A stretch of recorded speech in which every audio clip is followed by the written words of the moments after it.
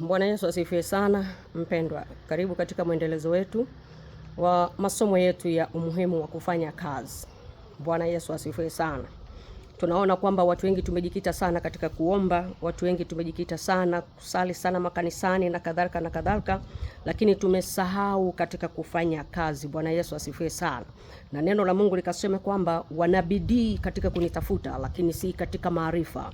Kumbe tukiwa na bidii pia kumtafuta Mungu, tuwe na maarifa pia ya kumtafuta Mungu ili kujua kila ambacho Mungu anataka juu yetu. Siku ya leo tutaenda kuangalia siri iliyopo katika mafanikio. Ili ufanikiwe unatakiwa ufanye nini? Bwana Yesu asifiwe sana.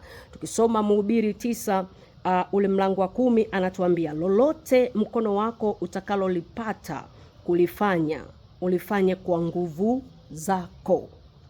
Lolote lile ambalo mkono wako unafanya, ufanye kwa nguvu zako. Bwana Yesu asifiwe sana. Ina maana tuache ulegevu katika kufanya kazi. Tutie nguvu katika kazi ambazo tunazifanya. Bwana Yesu asifiwe sana. Umeajiriwa, umejiajiri. Embu fanya kwa nguvu zako zote. Bwana asifiwe sana. Wewe ni mkulima, lima sana, wekeza sana kwa nguvu zako kwenye ukulima.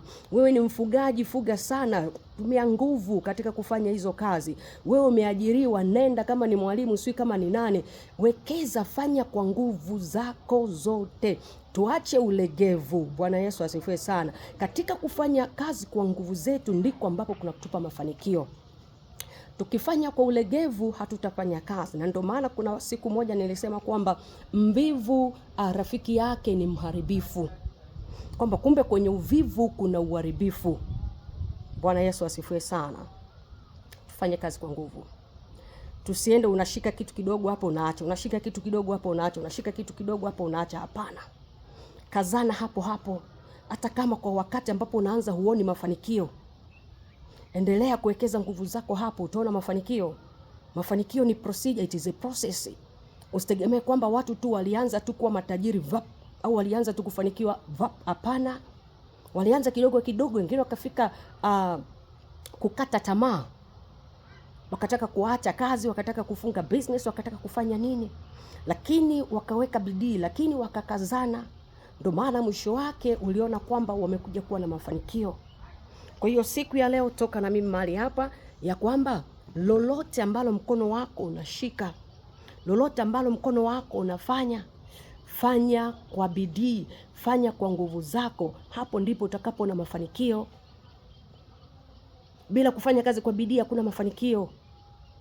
Ndio maana utaona wengine wanafanya sana kazi kwa bidii. Mnaanza kusema ni Freemason, mnaanza kusema kwamba siwa. Hapana. Watu wanafanya kazi. Watu wanafanya kazi kwa nguvu, ndiko wanakofanikiwa. Kwa hiyo na siku ya leo omba Mungu akupatie nguvu, akupatie maarifa, akupatie bidii za kuweza kufanya kazi kwa nguvu katika lile lolote ambalo unalolifanya. Hapo ndipo utakapoona mafanikio. Nje ya hapo utaona mafanikio. Utaishi tu kwa kutangatanga. Kwa mwaka unaweza kaa na kazi 3 na hakuna hata mmoja ambaye ina mafanikio. Unaingia hapo unatoka, unaingia hapo unatoka, unaingia hapo unatoka. Bwana Yesu asifiwe sana, na Mungu atubariki siku hii ya leo.